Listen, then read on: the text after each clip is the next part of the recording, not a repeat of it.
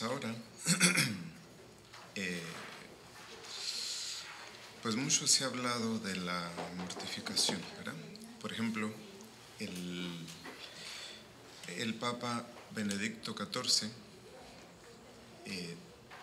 cuando se trató de ver cuál es el proceso para la canonización de un santo, el Papa dijo, si la persona que se quiere beatificar o canonizar no es mortificada, ni empiecen el proceso. Y hoy por hoy, pues es otra cosa. Ya no se necesita nada. ¿Sí? Pues no puede haber vida cristiana sin mortificación. No puede haber santidad sin mortificación. Eso es necesario. ¿Sí? Entonces, que nosotros que estamos hoy aquí, esta mañana, ¿qué tendríamos que hacer para practicar la mortificación?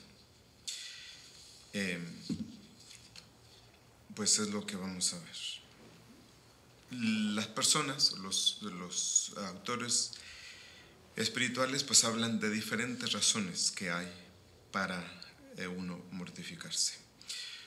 Algunas personas hablan de la necesidad de la mortificación para la purificación de nuestros pecados, o para satisfacer o expiar por nuestros pecados. Otros hablan de la mortificación para el vencimiento de las propias pasiones. ¿Sí? Entonces, otros hablan de la mortificación para conseguir de Dios lo que se quiera pedir, ofreciéndole a Dios la mortificación como sacrificio. ¿Sí? Entonces, San Ignacio de Loyola habla de la razón para la mortificación, que consiste en que uno quiera mortificarse simplemente porque Dios nuestro Señor padece en la cruz. Y de ahí nacen ese fervor o ese amor a la penitencia o a la mortificación en la mayoría de los santos, en querer imitar a Cristo en su generosidad en la mortificación. Pues estas son las razones que dan los diferentes autores espirituales. Y a otros hablan pues de penitencias serias como el ayuno, el no dormir, el cilicio, todas esas cosas. Pero lo que sí tenemos que tener en cuenta es que si queremos reformar nuestra vida y llevar una vida cristiana bien, fervorosa, el principio inconmovible y necesario es la mortificación. Sin la mortificación todo lo demás es inútil. Todo lo demás es inútil. Si hay movimientos en la iglesia que no hablen de la mortificación, no pueden ser católicos. ¿Sí? No pueden ser católicos. Porque fíjense, en primer lugar, para adquirir el dominio de nosotros mismos y practicar las virtudes que Dios quiere que practiquemos para alcanzar nuestra felicidad en el cielo, no se puede lograr sin la mortificación. ¿Sí? Entonces, para reformar la vida, para encontrar a Dios y vivir en paz y vivir una vida cristiana, es necesaria la mortificación. Pero no hay que caer en el error de pensar que uno tiene que hacer cosas extraordinarias. No se trata de eso, ¿verdad? No se trata de eso. Y tampoco la vida cristiana ama el sufrimiento por el sufrimiento, ni se tiene que vivir así. Pero no hay victoria sin lucha. No hay victoria sin lucha. Entonces, hay dos clases de mortificaciones: la mortificación pasiva y la mortificación activa. Y es de estas dos diferentes clases de mortificaciones de las que voy a hablar. Primero, la mortificación pasiva pues viene sola, sin nosotros buscarla. Y viene con las 1000 cosas que hay en la vida que nos molestan o que nos hacen sufrir. ¿Y por qué me molestan o por qué me hacen sufrir? Pues es obvio. Porque hay una virtud que yo tengo que trabajar. Y por eso me molestan. Si no me molestaran y yo las abrazara con facilidad, pues supondría que ya tengo esa virtud. Y Dios sabe qué cosa tengo que practicar. ¿Sí? Por ejemplo, las diferencias de caracteres, aún dentro de una misma familia, los criterios diferentes de una misma familia, los actos de desamor, de impaciencia, las enfermedades que Dios manda, los trabajos, las dificultades, ¿sabes? Todo ese conjunto de cosas que nos contrarían son como mortificaciones pasivas, que nos vienen de afuera y a las que tenemos que someternos, ¿verdad? Entonces, estas mortificaciones que Dios nos da y la vida nos ofrece, no podemos hacerlas a un lado. Sí. Imposible llegar a madurar, a crecer, a ser feliz, haciendo a un lado estas dificultades. Sí. Entonces, por ejemplo, si tengo que lidiar con una persona que tiene un carácter determinado, esa persona seguirá con su carácter determinado hasta el fin de su vida. ¿Sí? Si se me ha puesto difícil una situación, o si me han hecho un desprecio, ¿verdad? Si me ha surgido una contrariedad, son mortificaciones que se nos imponen, que nos llegan. Y hay que aprender a utilizarlas, a aprovecharlas para nuestra vida espiritual. ¿Sí? Entonces, de eso es de lo que se trata. ¿Sí? Todas las cosas, las dificultades que encontramos en el carácter de las otras personas o las mismas dificultades de la vida, son cosas que Dios permite para nuestro bien. De modo que Él tiene un designio amoroso y lo hace o permite para que nos contraríen, para que nos mortifiquen, para nuestro mayor bien. Y eso de forma bien concreta. Sí, en unas ocasiones uno tiene que ejercitar la virtud de la paciencia, en otras de la caridad, y así, todas las cosas. Siempre tenemos ocasión de ejercitar virtudes. Sí. Entonces, así lo hemos de ver en concreto. Todo lo que Dios hace o permite es para nuestro bien.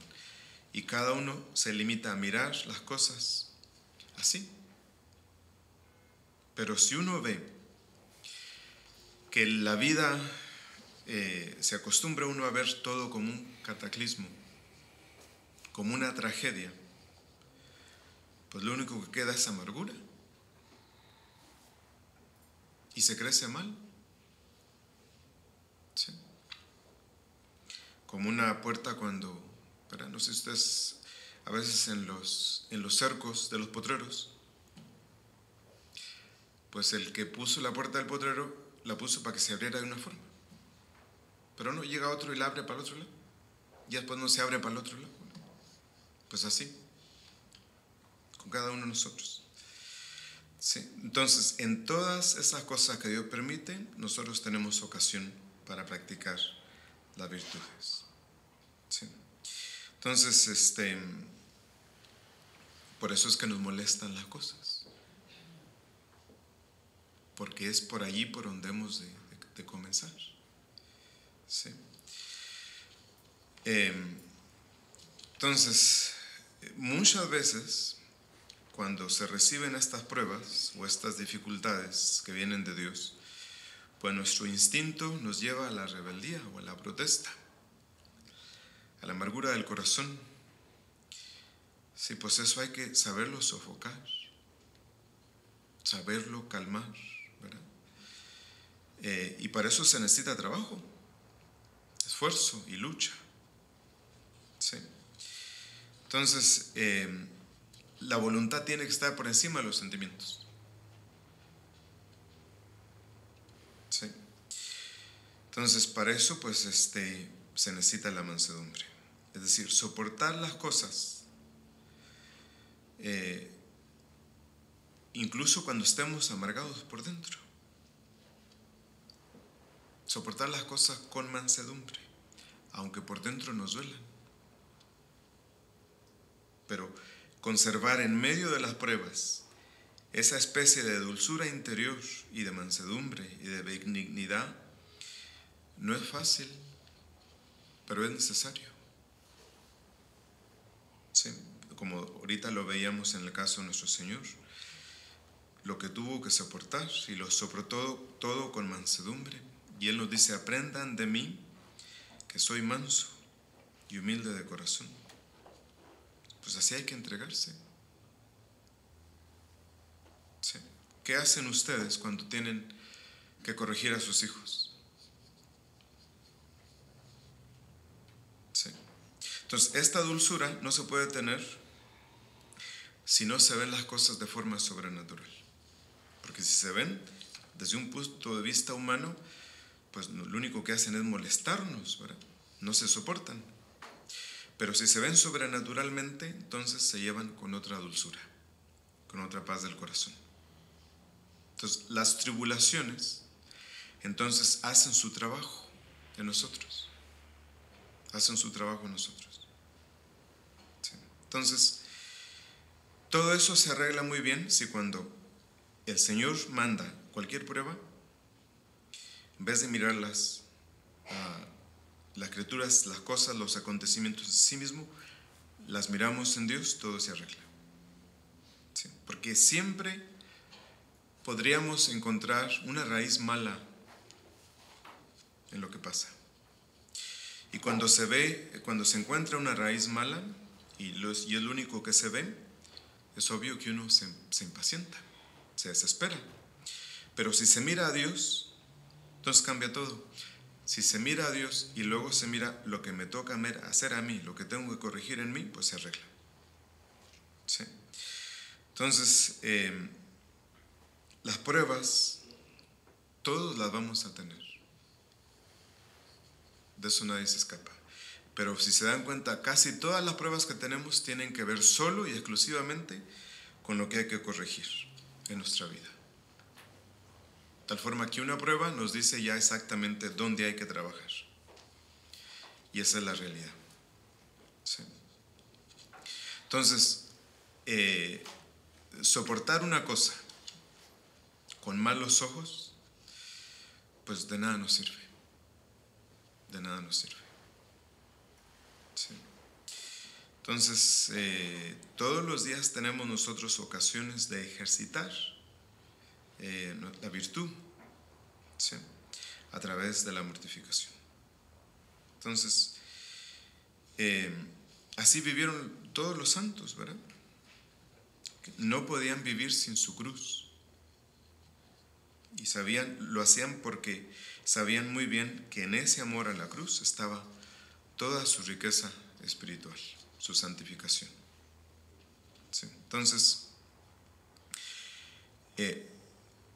vemos las cosas, si vemos las cosas a través del prisma de nuestro egoísmo, nada nos sirve. De nada podemos sacar provecho. ¿Sí? Entonces, esta es la primera manera de mortificación de la que yo quería decirles. Y nosotros encontramos esta mortificación en los hijos, en los hermanos, en los padres, en los parientes, en los negocios, en los trabajos, para que practiquemos la mortificación. ¿Sí? Entonces, sería importante que pensáramos cómo nos aprovechamos de todas esas cosas que pasan para practicar la mortificación. ¿Sí? Entonces, no es necesario pensar o preocuparse de que no hago cierto tipo de ayunos o de que todas esas cosas. Por ahorita lo más importante es cómo Dios me ayuda a mortificarme. ¿Sí? Entonces, eso es lo primero. El segundo tipo de mortificación es la mortificación activa. Es decir, que la mortificación a veces viene de afuera y a veces tiene que ser buscada por nosotros mismos y que la practiquemos. Todas las cosas que nos vienen de afuera las podemos convertir en medios de santificación nuestra, pero lo segundo es que hay que nosotros también hacer algo para mortificarnos activamente. Entonces, ¿por dónde hay que empezar? Bueno, hay que empezar por el propio temperamento que cada uno de nosotros tiene. Cada uno tiene su carácter, su manera de ser. Y eso en todos. Como decía ahorita, San Francisco de Javier tenía un temperamento ardentísimo. Y ardentísimo siguió toda su vida. Pero así trabajó. Siguió siendo el mismo. Su temperamento siguió siendo el mismo. Pero aprovechó el temperamento que tenía para avanzar. No para detenerse, ni detener a los demás. Es decir, sujetó su temperamento a la voluntad. De lo peor que tenía su temperamento, se valió para sacar lo mejor. ¿Sí? Entonces, Santa Teresa de Jesús decía que cada uno ha de ir por el camino que Dios le ha puesto, por su propio camino. Es como quien tiene que hacer un viaje, que si es por tierra, pues lo tiene que hacer a pie, otros a caballo. Y si es por el mar, pues unos lo hacen de una forma, otros de otra. Cada uno por su propio camino, con su propio carácter. ¿Sí? Entonces, si uno va en el barco, si le toca ir por el mar, aprovecha el viento para llegar a su destino. Y así hay que hacerlo con el temperamento determinado que cada uno de nosotros tiene. ¿Sí? Entonces, si no tiene arreglado o vencido o enfrenado o sujetado su temperamento, pues no le puede servir. Pero hay que arreglarlo para la propia santificación. Porque fíjense, si examinamos nuestra vida, nos vamos a dar cuenta que la mayoría de los pecados que cometemos vienen de allí, de un temperamento no vencido, no sujetado. ¿Cuántas faltas al prójimo, de impaciencia, de caridad a los demás? Precisamente por eso. Entonces, el temperamento no se arregla con proponérselo. Se arregla con muchísima dificultad y a veces con mucho tiempo. ¿Sí? Entonces, hay que estar empezando todos los días. Entonces, no permitir que ya para este punto, cada uno de nosotros ha de saber cuáles son los puntos débiles de su temperamento. ¿Sí? Y no hay que permitir que ese temperamento nos domine, sea el que sea. ¿Sí? Entonces, no es cuestión de tener uno que sacrificarse en ciertas cosas, o ciertas disciplinas, o ayunos, o lo que sea, o ciertas penitencias. Lo primero es dominar el propio temperamento, que es donde más cuesta. ¿Por qué? Porque casi nunca lo vemos. Ustedes pueden estar de acuerdo en que tienen ciertas cualidades, pero que tengan un mal temperamento o una debilidad en su temperamento, ahí es difícil. Es más, el demonio no quiere que nosotros sepamos cuál es. Por eso casi siempre se nos esconde. ¿Sí? Entonces, eso es lo primero. Después de ver qué cosas negativas tiene mi temperamento, pues hay que ver En segundo lugar, ¿cuál es mi pasión más dominante? Sí. Y cada uno tiene su propia pasión. Por ejemplo, uno tiene la pasión de la ira, de la sensualidad, de la soberbia. Cada uno tiene la suya en su propia medida. Sí, eso es así. Entonces, el secreto es conocer cuál es la pasión más dominante en cada uno de nosotros. Y no es fácil descubrirla. ¿Sí? Porque la disimulamos ante nosotros mismos.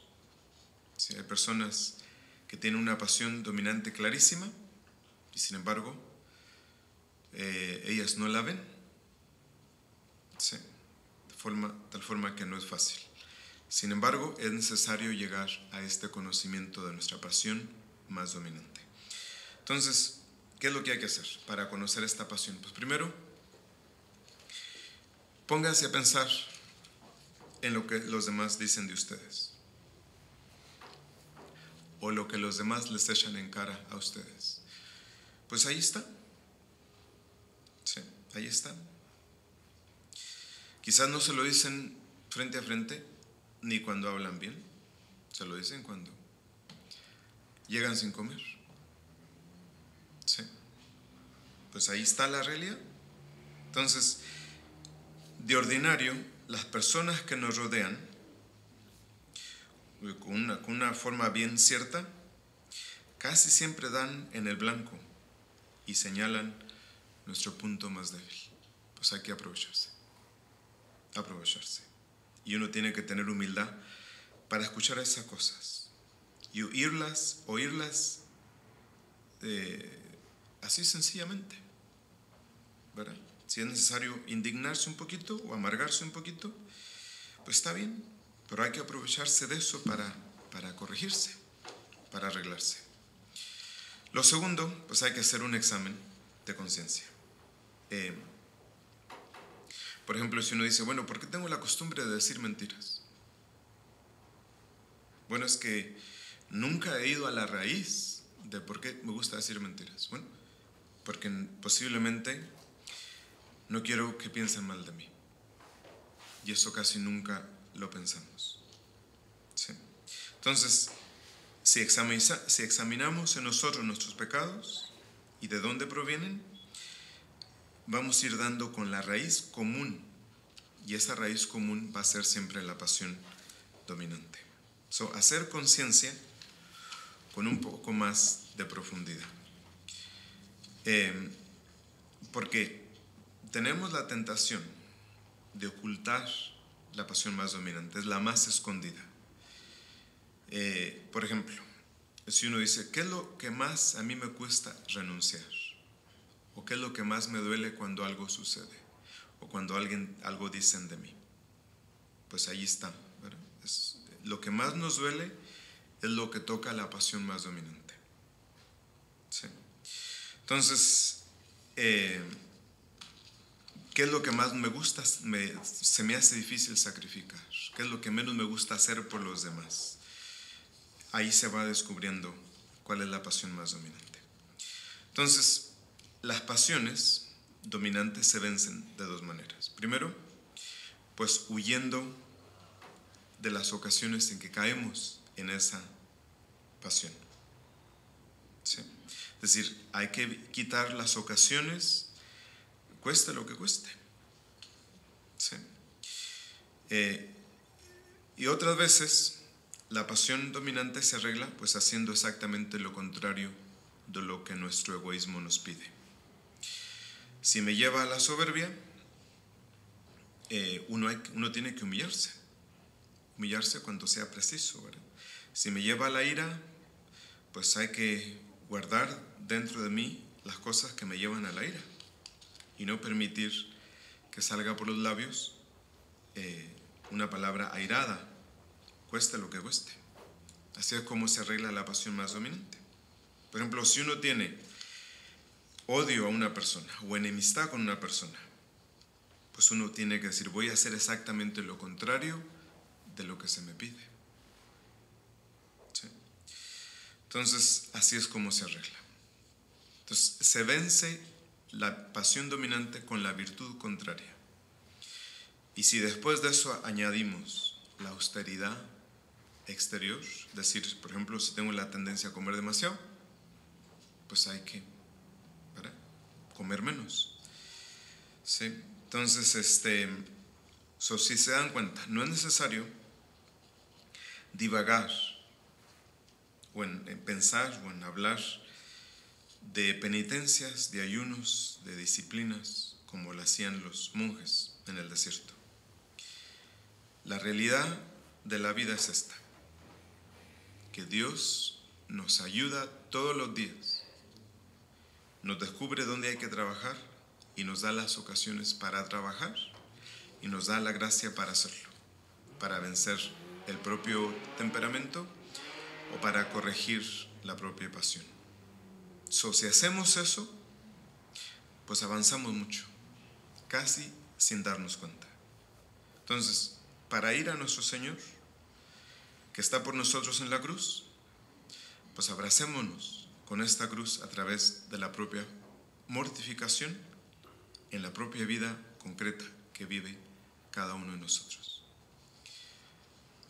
Entonces, enseguida vamos a dar la bendición con el Santísimo.